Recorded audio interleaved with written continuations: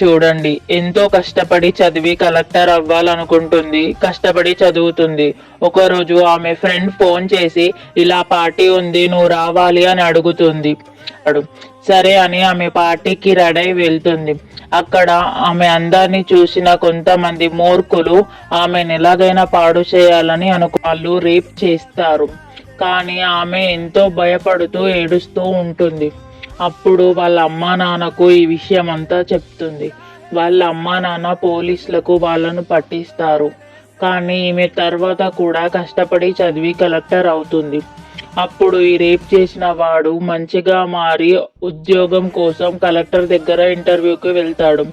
అక్కడ వెళ్ళేసరికి కలెక్టర్గా ఈమె ఉంటుంది. అప్పుడు ఆమె ఏం మనసులో పెట్టుకోకుండా వాడిని క్షమించి ఉద్యోగం ఇస్తుంది. వాడు ఏడుస్తూ తట్టుకోని పరిస్థితుల్లో వాళ్ళ అమ్మ దగ్గరికి వెళ్తాడు. ఇది చూశాక మీకేమనిపించిందో కామెంట్ చేయండి.